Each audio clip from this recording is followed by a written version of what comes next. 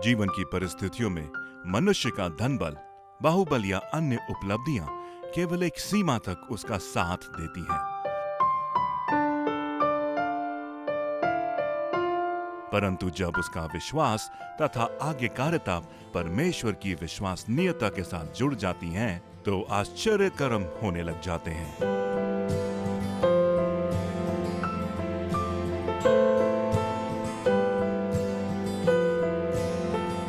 Bible एक ऐसी पुस्तक है जो जीवन की हर परिस्थिति में हमारा मार्गदर्शन करती है। बाइबल क्या कहती है?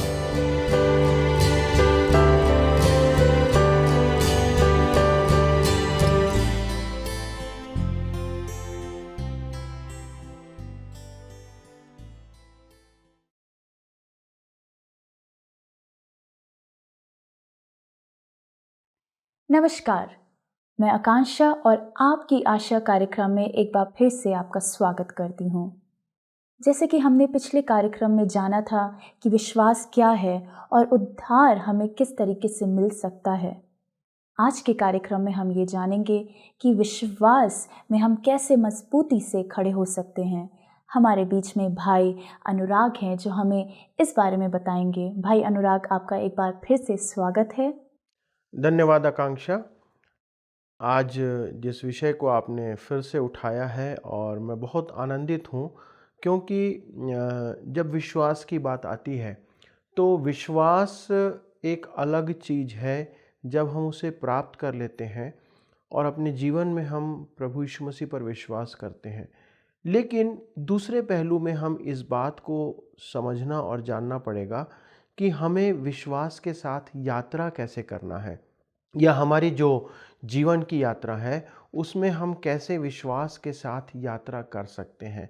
तो हमने पहले इस बात को समझा और जाना था कि कैसे हम विश्वास के द्वारा प्रभु यीशु मसीह को प्राप्त करते हैं और इस विश्वास के द्वारा हमें उद्धार मिलता है। लेकिन इस उद्धार के मार्ग में कैसे हमें तटस्थता के साथ, मजबूती के साथ खड़े रहना है और कैसे हमें चलना है, हमें इस बात को भी समझने की आवश्यकता है।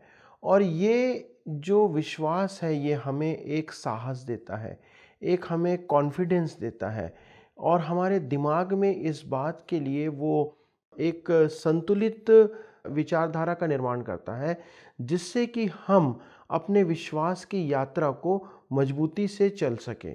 और इसके लिए हम विश्वास के बहुत से यात्रियों के जीवन को हमें देखने की आवश्यकता है। यदि हम प्रारंभ करें तो अब्राहम से लेकर के जितने भी बहुत सारे चरित्र हुए बाइबल के अंदर, चाहे हम यूसुफ की बात करें, चाहे दाऊद की बात करें, चाहे हम नए नियम में आकर पौलुस की बात करें, स्टेफनस की बात करें, और या हमारे आदर्श पुरुष प्रभु यीशु मसीह की बात करें, इन सबों ने अपने जीवन में विश्वास के मार्ग को थामे रहा। और ये वो समय था कि उन्होंने अपने जीवन के उन समयों में जब परीक्षाएं, समस्याएं और दुख मुसीबत थे, जब उनके सामने विरोध आया, उन समयों में वो विश्वास के साथ खड़े रहे, विश्वास को मजबूती से थामे रहे और उसमें वो डगमगाए नहीं। और वही बात थी जो उनको निकाल करके लेकर के आगे गई और उन्होंने अपने जीवन में अद्भुत कार्यों को करने पाया। तो ये कुछ ऐसे हमारे नायक हैं जो बाइबल के अंदर हमको मिलते हैं। यदि हमें इस बात को सीखना है तो अब्राहम के जीवन को हम एक बार फिर से मैं आपके सामने रखना चाहूँगा जी, कि जब अब्राहम के जीवन को आप देखते हैं तो अब्राहम को विश्वासियों का मूल पिता कहा गया। और इब्रानी की पत्री में भी जो इब्रानी का लिखने वाला है वो ये कहता है कि अब्राहम की जो विश्वास है वो सराहने के योग्य है। क्यों? क्योंकि उसने उन परिस्थितियों में विश्वास किया और उसमें चलता रहा जो उसके लिए असंभव थी या एक सामान्य मनुष्य के लिए असंभव थी। परमेश्वर ने उससे कहा कि तू अपने लोगों को, अपने जन्मभूमि को, इन सब स्थानों को जहाँ पर तू रहता है, उसे छोड़ करके उस स्थान पे जा जो मैं तुझे देना चाहता हूँ, जो मैं तुझे दिखाता हूँ। तो उस समय अब्राहम परमेश्वर से प्रश्न कर सकता था कि मैं क्यों जाऊँ, मैं कैसे जाऊँ, वहाँ मुझे क्या मिलेगा, मुझे क्या फ़ायदा होगा। और उस समय में तो कोई साधन नहीं थे, उस समय आने जाने के लिए कोई बहुत सुविधाएं नहीं होती थी, तो भी अब्राहम ने उन सब परिस्थितियों के बावजूद परमेश्वर की बात पर विश्वास किया और उसने अपनी पत्नी के साथ, अपने घराने के साथ वो सब कुछ छोड़ करके वो वहाँ से निकल पड़ा। पहली बात, उसने परमेश्वर की बातों पर विश्वास किया जब उसने कहा, और वहाँ से वो निकल पड़ा। दूसरी बात हम देखते हैं कि जब परमेश्वर ने अब्राहम के साथ वाचा बांधी और उसने कहा कि देख तू इन तारों को, मैं तेरे संतानों को इनके समान करूँगा, उन परिस्थितियों में अब्राहम ने फिर परमेश्वर पर विश्वास किया। अब्राहम बूढ़ा हो चुका था, उसकी पत्नी बूढ़ी हो चुकी थी और सांसारिक तरीके से यदि हम देखें तो उनके लिए संतान उत्पन्न करने की कोई परिस्थितियां नहीं थी। परंतु उन परिस्थितियों के बावजूद अब्राहम ने परमेश्वर की आज्ञा का पालन किया और उस पर विश्वास किया और वो उस पर बना रहा। तो ये है उसकी जीवन की यात्रा के हम विश्वास को देखते हैं कि वो उस विश्वास में बने रहते हुए आगे बढ़ता चला जाता है। ना केवल इतना ही, जब उसके जीवन की परीक्षा आती है तब हम अब्राहम की परीक्षा को भी देखते हैं। अब्राहम उस परीक्षा के अंदर भी बहुत मजबूती से खड़ा रहा। उसने खराई के साथ उस परीक्षा को पास किया। जब परमेश्वर ने उसे एक पुत्र दिया था और अपने पुत्र को के लिए जब परमेश्वर ने उसे आज्ञा दिया कि अब्राहम, मैं तुझे इस बात की आज्ञा देता हूँ कि तू जा और उस मोरिया पर्वत पर जा करके अपने पुत्र को तू जा करके बलिदान कर देना। तो हम देखते हैं कि अब्राहम जो है वो अब परमेश्वर की आज्ञा को सुन करके वहाँ पर रुका नहीं, परंतु वो परमेश्वर की आज्ञा के अनुसार अपने बेटे को लेता है और लकड़ी लेता है और अपने एक दास को लेता है और सब कुछ लेकर के वो बलिदान चढ़ाने के लिए निकल जाता है। अभी आप अब्राहम की मनोदशा को समझने की कोशिश कीजिए। अब्राहम एक बुजुर्ग व्यक्ति हो गया है, उसके पास एकलौती संतान है और उस एकलौती संतान को जिसे परमेश्वर ने बुढ़ापे में दिया है, उसको वो कहता है कि तू इसे जाकर के बलिदान कर दे मेरे लिए। एक बड़ी विषम परिस्थिति थी अब्राहम के सामने कि वो क्या करे, बलिदान करे या परमेश्वर से कोई बात करे। उसने परमेश्वर से कोई प्रश्न नहीं पूछा, उसने किसी विषय पर उसने आर्गुमेंट नहीं किया, बहस नहीं किया कि एक ही बेटा तूने मुझे दिया है और तूने तो इसके साथ वाचा बांधी है कि तू इसको आकाश के तारों के समान बढ़ाएगा। लेकिन अब्राहम ने ऐसा कुछ नहीं किया। वो थी उसकी विश्वास की यात्रा। उसने जो उससे कहा गया, आंख बंद करके, अपने दिमाग को बंद करके उसने परमेश्वर पर विश्वास किया और वो उस पर चलता चला गया। वो थी अब्राहम की परीक्षा जिसमें कि उसने अपने विश्वास की यात्रा को पास किया। और हम इस बात को पाते हैं, बाइबल बताती है कि अब्राहम ने ना केवल उस बेटे को बलिदान करने के लिए उस वेदी पर चढ़ाया, परंतु उसने बलिदान करने के लिए अपने छुरे को हाथ में लेके उठा लिया था। तब परमेश्वर ने उसे रोका। क्यों? क्योंकि परमेश्वर उसको परख रहा था। कई बार ये जो विश्वास की यात्रा है, इसमें परमेश्वर हमको परखता है। परमेश्वर ये देखना चाहता है कि हम विश्वास की यात्रा में कहाँ खड़े होते हैं। ये वो जानता था कि उसका बेटा यदि मर जाएगा तो भी परमेश्वर उसे जिलाने की सामर्थ्य रखता है। ये था उसका विश्वास कि यदि परमेश्वर मुझे इस बुजुर्ग अवस्था में एक संतान दे सकता है तो आने वाले समय में भी वो मेरे लिए संतान उत्पन्न करने की सामर्थ्य रखता है।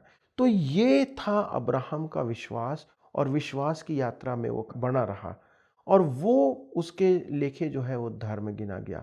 तो ये जीवन को जब हम जीते हैं तो बहुत सारे ऐसे अवसर आते हैं जब हमें अपने विश्वास की यात्रा को या विश्वास का परख में हमको जाना पड़ता है और हम उसके द्वारा से कैसे निकलते हैं बाहर, ये परमेश्वर देखता है हमारे जीवन में। तो ये अब्राहम का जीवन था। जैसे आप विश्वास की बात कर रहे हैं, मुझे एक और उदाहरण बाइबल में से याद आ रहा है। राजा दाऊद, वो इतनी छोटी सी उम्र में भी परमेश्वर ने क्या विश्वास दिया था। क्या आप बताना चाहेंगे उसके विश्वास के बारे में? बिल्कुल, आपने एक बहुत अच्छे चरित्र को यहाँ पर लेके आया है। और वाकई में हम सब लोगों के लिए जो राजा दाऊद का चरित्र है वो एक बहुत ही अद्भुत विश्वास की यात्रा का हम उसका जीवन देख सकते हैं कि दाऊद जो कि एक बहुत छोटा सा बालक था, लेकिन अपनी शिक्षाओं में और जो उसको सिखाया गया था। देखिए, यहूदी परिवारों के अंदर ये एक नियम था कि जब वो जैसे ही 12-13 साल के होते थे, उनको तोरा की शिक्षा में डाल दिया जाता था, अर्थात उन्हें वचन की शिक्षा प्राप्त करना अनिवार्य था। और दाऊद राजा ने अपने उस बचपन के समय में इन सारी शिक्षाओं को जो उसने प्राप्त किया था, उसने ना केवल शिक्षा प्राप्त किया था परंतु उस पर विश्वास करके उस पे बड़ा मजबूती से वो खड़ा रहा। और तब आप उसके जीवन का एक वो पहलू देखते हैं जो कि हमको पहला शामिल उसके 17 अध्याय और 26 वचन में आपको देखने को मिलता है। उसके आगे वो कहानी है कि वो जो गोलियत था, वो इस्राएल की सेना के सामने खड़े होकर के उस युद्ध के मैदान में ललकार रहा था कि कौन है जो मेरे से लड़ने आने की हिम्मत रखता है, और कौन है यदि वो मुझे आकर के हरा देता है तो मेरे कारण से पूरा ये मेरी सेना जो है हार जाएगी, और यदि मैं जीतता हूँ तो मेरी सेना जीत जाएगी। और तब वहाँ पर आप देखते हैं कि ये छोटा सा बालक जब वहाँ पर पहुँचता है, जो कि अपने भाइयों का हालचाल जानने के लिए आया था, जो उस सेना में काम करते थे, वहाँ पर दाऊद आता है। और दाऊद वहाँ पर आ करके जब इस बात को देखता है तो उसके मन में जलन उठती है, उसके अंदर वो उत्तेजना उठती है, उसके अंदर वो क्रोध उठता है इस बात को सुन करके कि ये खतना रहित पुरुष कौन है जो जीवित परमेश्वर की सेना को ललकारे। और ये सोच जो उसके अंदर निर्मित हुई थी कि कौन एक व्यक्ति है जो परमेश्वर की सेना को ललकार सकता है, ये एक अंतर हमारे अंदर उत्पन्न करता है कि जब हम इस बात को विश्वास करते हैं और हम इस बात को समझते हैं कि हम जीवित परमेश्वर के लोग हैं और कोई भी व्यक्ति हमारे सामने खड़े होने की सामर्थ्य नहीं रखता है। उन परिस्थितियों में दाऊद ने उन शिक्षाओं के आधार पर उस साहस के साथ उस गोलियत का सामना किया और उसके सामने खड़ा होकर के वो उससे लड़ता है। और आप जानते हैं उस कहानी को कि उसने उसके सामने लड़ाई किया और उसको उसने धराशायी कर दिया, और उसी दिन उसने गोलियत को समाप्त करके इस्राएल की सेना को जयवंत किया। तो ये एक अद्भुत काम था जो विश्वास की यात्रा के अंदर हम देखते हैं दाऊद के जीवन में। तो आप बताएंगे कि ऐसा अद्वितीय साहस उसके जीवन में, उसके अंदर कैसे और कहाँ से आया? ये जो साहस उसके अंदर आया उसका एक मुख्य कारण है जो वचन की शिक्षा उसको मिली थी, उसको उसने ना केवल सुना परंतु उसे ग्रहण किया और उस पर विश्वास किया। और सबसे ऊपर उसने परमेश्वर पर विश्वास किया, जो परमेश्वर कहता है कि ना मैं तुम्हें कभी छोड़ूंगा, ना मैं तुम्हें कभी त्यागूंगा। वो परमेश्वर सदा हमारे साथ रहता है, हमारी सहायता करता है। और उसके इस अद्वितीय साहस का हम राज जब है इस बात को देखते हैं जब वो ये कहता है कि वो उस पलिश्ती व्यक्ति से कहता है कि तू तो भाला और तलवार और ये सारी चीज़ें लेकर के मुझसे लड़ने के लिए आता है, परंतु मैं जीवित परमेश्वर के नाम से तेरे से लड़ने को आता हूँ। दाऊद उस अवस्था में उस बड़े योद्धा के सामने वो एक परमेश्वर के नाम से खड़े होने वाला मनुष्य था। वो है विश्वास की यात्रा का पहलू कि जब हम इस विश्वास की यात्रा में हैं तो हमारे अंदर वो साहस होना चाहिए जो हमें परमेश्वर के नाम से मिलता है। दाऊद के पास कुछ नहीं था, दाऊद के हाथ में कुछ नहीं था, सिर्फ उसने अपने एक गोफन को लेकर के वो उससे आगे बढ़ा और उसने उससे युद्ध किया और उसमें जीत गया। तो हम दाऊद के जीवन में इस विश्वास की यात्रा को देखते हैं कि वो उन बातों पर विश्वास करके चलता रहा। आगे हम इस बात को भी देखते हैं कि जो शाऊल जो राजा था, शाऊल राजा उसके प्राण के पीछे पड़ा हुआ था, उसे मार डालना चाहता था और वो उसे समाप्त करना चाहता था दाऊद को। लेकिन दाऊद विचलित नहीं हुआ, दाऊद परेशान नहीं हुआ, यहाँ तक कि उसका बेटा अबशलोम भी दाऊद के विरोध में काम करता है। तो इन सब परिस्थितियों के अंदर दाऊद क्या किया कि उन समयों में जब उसके ऊपर विपत्ति थी, समस्या आ रही थी, वो विश्वास के साथ उस मार्ग में चलता रहा, विश्वास के साथ उस मार्ग को पकड़ा रहा और वो परमेश्वर के समय का इंतज़ार करता रहा कि जब परमेश्वर का समय आएगा तो निश्चित तौर पर वो मुझे उस गद्दी पर या उस राज्य को चलाने का वो मुझे समय देगा या मुझे वो राजगद्दी प्रदान करेगा। क्यों? क्योंकि वो जानता था कि परमेश्वर ने अभिषेक उसका किया है उस इज़राइल का राजा होने के लिए। तो ये समय के साथ जो वो समय था परमेश्वर का, उसका वो इंतज़ार करता रहा। और यदि विश्वास की यात्रा को आप जानना चाहें तो हम ये एलिय्याह के जीवन को देख सकते हैं। जी। एलिय्याह एक ऐसा परमेश्वर का दास हुआ, एक परमेश्वर का एक ऐसा प्रॉफिट हुआ जो कि परमेश्वर के वचन पर विश्वास करके आगे बढ़ता है। और एलिय्याह जो है वो आहाब राजा के सामने जा कर के खड़ा होता है और वो कहता है कि मेरे कहने के अनुसार आने वाले समय में 3.5 साल तक मेंह नहीं बरसेगा, बारिश नहीं होगी। एक व्यक्ति के अंदर ये साहस कहाँ से आता है कि वो राजा के सामने खड़े होकर इतनी बड़ी बात कर सके? वो केवल परमेश्वर के वचन पर विश्वास करने के द्वारा। और यदि हम उस बात को विश्वास करते हैं और यदि हम उस बात को विश्वास करके अपने जीवन में उसका अनुसरण करते हैं, तो एलिय्याह जो काम को करता है, उस काम को हम अपने जीवन में देखने पाएंगे। ना केवल उसने ये किया, परंतु एलिय्याह बाद में आहाब राजा के पास फिर जाता है और वो खड़ा होकर के कहता है कि मैं जब प्रार्थना करूँगा तो परमेश्वर की आज्ञा के अनुसार अब फिर से मेंह बरसेगा, बारिश होगी।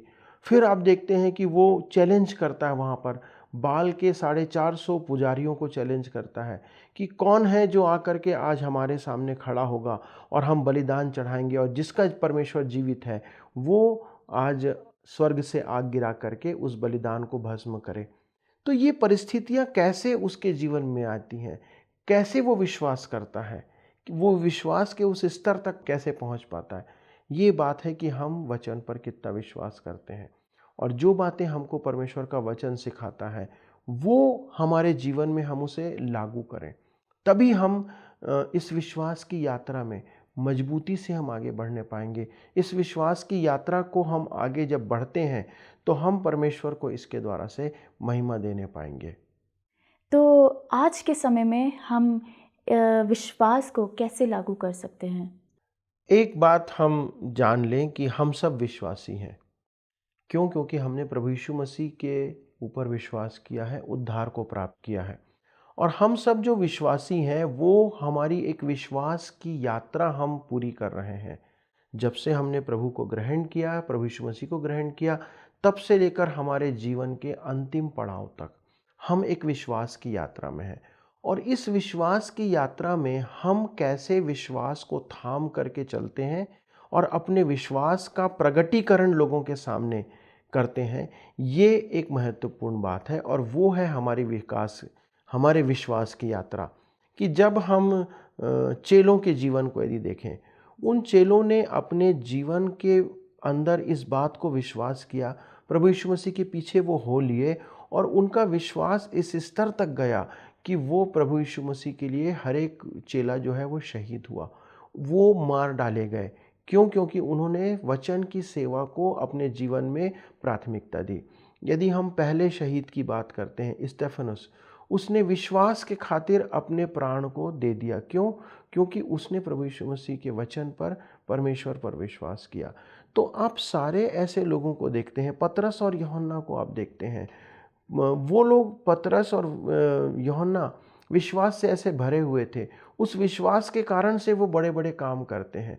तो हम यदि बाइबल के अंदर देखें तो भी हमको ऐसे मिलते हैं चरित्र जो विश्वास के साथ चलते रहे। और यदि हम आज अपने समय में भी देखते हैं तो ऐसे बहुत से लोग हमको मिलते हैं।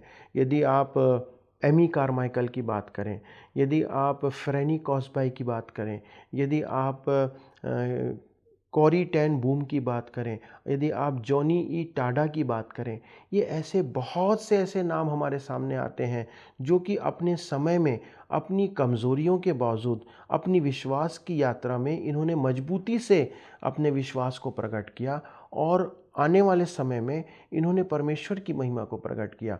यदि आप फैनी क्रॉस्बी के जीवन को देखें, 6 सप्ताह की जब उम्र थी उस समय वो अंधी हो गई और जीवन भर वो अंधे के रूप में उन्होंने जीवन व्यतीत किया। लेकिन उनका अंधत्व जो है वो परमेश्वर की महिमा को प्रकट करने के रास्ते में कभी बाधा नहीं बना। 95 वर्ष की उम्र तक उन्होंने अपने जीवन को जिया और इस जीवन की अवस्था में उन्होंने बहुत सारे गीतों को लिखा और करीब करीब 8000 गीत उन्होंने ऐसे लिखे जिसको कि आज हम अपनी कलीसियाओं में गाते हैं और करीब 100 वर्षों से ज़्यादा समय से ये गीत आज गाए जाते हैं जिनको कि कलीसियाएं आनंद के साथ गाती हैं। और ये सब किसने किया? एक ऐसे व्यक्ति ने जो कि अपनी कमज़ोरियों के बावजूद अपने विश्वास को परमेश्वर के लिए बड़े मजबूती के साथ प्रकट करता है। यदि आप एमी कारमाइकल को देखें, वो आयरलैंड से आई हुई एक ऐसी महिला थी। जब वो दक्षिण भारत में आई, उन्होंने इस बात को देखा कि जो वहाँ की देवदासी प्रथा थी, उस देवदासी प्रथा को उन्होंने पाया कि किस प्रकार से जवान लड़कियाँ जो 13, 14, 15 साल की होती थीं, उन्हें देवदासी के रूप में मंदिर में दे दिया जाता था और आगे चल के वो जो लड़कियाँ हैं वो वेश्यावृत्ति के काम में ढकेल दी जाती थी। एक विदेश से आई हुई महिला, उन्होंने इसका विरोध किया और वहाँ पर उन्होंने उन लोगों के लिए एक आश्रम बनाया। ऐसी बहुत सी लड़कियों को उन्होंने इस धंधे से, इस काम से बाहर निकाला और उनके लिए उन्होंने एक ऐसा रिलीफ हॉस्टल तैयार किया, एक रिलीफ स्कूल तैयार किया जहाँ पर वो शिक्षा प्राप्त कर सके। वो ऐसा क्यों कर पाई? क्योंकि जो विश्वास उन्होंने प्रभु यीशु मसीह पर किया था, उसकी विश्वास की यात्रा को वो साहस के साथ पूरा करते रहें।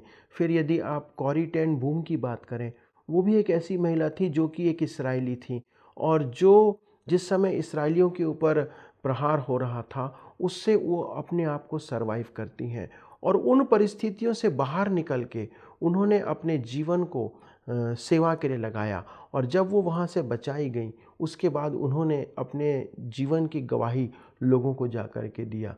यदि आप जॉनी ई टाडा की बात करें, वो एक ऐसी स्त्री हुई कि अपने बचपन के समय में जब वो तैरने का काम कर रही थी, तो उस समय डाइव करते हुए उनके गर्दन की कुछ ऐसी नस दब गई या टूट गई जिससे कि उनका स्पाइन जो है वो फ्रैक्चर हो गया और उसके बाद गर्दन से नीचे वो पैरालाइज हो गई। उस परिस्थितियों में वो जीवन भर उन्होंने ऐसा ही जीवन जिया, लेकिन वो वहाँ पर अपने विश्वास को थामे रहीं। उन्होंने अपने विश्वास को खोया नहीं और उसके द्वारा से उन्होंने बहुत सारे लोगों के लिए, जो कि ऐसे हैंडीकैप्ड लोग थे, उनके लिए उन्होंने रिलीफ का काम स्थापित किया। क्यों किया? क्योंकि वो अपने विश्वास को मजबूती से थामी रहीं और वो अपने विश्वास की यात्रा को चलती रहीं। तो हमको इस बात को जानना और समझने की आवश्यकता पड़ती है कि जिस विश्वास को हमने ग्रहण किया, हम उस विश्वास को थामे रहें, उस विश्वास में हम चलते रहें और उस विश्वास को हम लेकर के साहस के साथ आगे बढ़ते रहें। परमेश्वर हमसे यही चाहता है कि हम जीवन भर इस काम को पूरा करें। एक वचन जो है हमें यहाँ पर सहायता करेगा कि परमेश्वर हमसे क्यों ऐसी उम्मीद करता है। इफिसी 6 और उसके 16 को यदि आप पढ़ें तो परमेश्वर का वचन हमें वहाँ पर इस बात को बताता है। और इन सब के साथ विश्वास की ढाल लेकर स्थिर रहो, जिससे तुम उस दुष्ट के सब जलते हुए तीरों को बुझा सको। पौलुस इस बात को लिखता है कि हमें विश्वास की ढाल को लेकर के दृढ़ता के साथ खड़े रहने की आवश्यकता है। क्यों? क्योंकि ये जो हमारे जीवन की यात्रा है वो एक विश्वास की यात्रा है और जब हम इस विश्वास की यात्रा को करते हैं तो हमें विश्वास की यात्रा मैं नहीं कहता, परंतु मैं कहता हूँ कि विश्वास की साहसिक यात्रा। क्योंकि हमको बहुत समय ऐसे हमारे जीवन में आएंगे जब हमें अपने जीवन से उस साहस को प्रकट करना पड़ेगा विश्वास के प्रति और हमें उसमें खड़े रहने की आवश्यकता है। तो परमेश्वर हमसे यही उम्मीद करता है कि जब हम इन भाई और बहनों के जीवन को देखते हैं, जो हमारे से बहुत पहले हुए या हमारे समय में हुए। हम इससे इन बातों को सीख सकते हैं कि हमें भी अपने जीवन की विश्वास की यात्रा में बहुत मजबूती से चलना है और परमेश्वर की महिमा को प्रकट करना है। बहुत बहुत शुक्रिया भाई कि आज आपने हमें और भी गहराई से विश्वास के बारे में बताया, और मैं आशा करती हूँ कि आज हमारे दर्शकों का विश्वास और दृढ़ हुआ होगा। क्यों ना आप हमारे दर्शकों के लिए प्रार्थना करें। जरूर, आइए हम प्रार्थना करें। हमारे स्वर्गीय पिता, हम आपके बेटे यीशु के नाम से एक बार फिर से आपके सन्मुख आते हैं और हम ये प्रार्थना करते पिता कि हमारे जितने भी भाई और बहन इस कार्यक्रम को इस वक्त देख रहे हैं, वो इस समय अपने मनों को आपके सन्मुख इस बात के लिए तैयार करें कि जो विश्वास उन्होंने प्रभु यीशु मसीह पर किया है, उस विश्वास को थामे हुए वो अपने जीवन की इस विश्वास की यात्रा को बड़े साहस के साथ पूरा करने पाए। हमारी प्रार्थना है पिता कि आप हमारे इन भाई और बहनों को ऐसी सामर्थ्य दें कि वो दृढ़ता के साथ अपने विश्वास को थामे रहते हुए विश्वास की एक अच्छी कुश्ती लड़ने पाएँ, एक विश्वास का अच्छा जीवन जीने पाएँ, ताकि उनके विश्वास के परिणाम स्वरूप, उनके विश्वास के कार्यों के द्वारा हमारे परमेश्वर की प्रभु महिमा होने पाए और उनके कार्यों से प्रभु आपका नाम ऊंचा होने पाए। पिता, हम इन सब बातों को आपके पवित्र हाथों में समर्पित करते हुए विनती और प्रार्थना को हमारे उद्धारकर्ता यीशु क्रिस्ट के नाम से मांगते हैं। आमीन। आमीन। अगर आप इस विषय के बारे में और अधिक जानकारी को प्राप्त करना चाहते हैं तो नीचे दिए गए नंबर पे कांटेक्ट करें। अगले कार्यक्रम में आपसे फिर मुलाकात होगी। तब तक के लिए नमस्कार।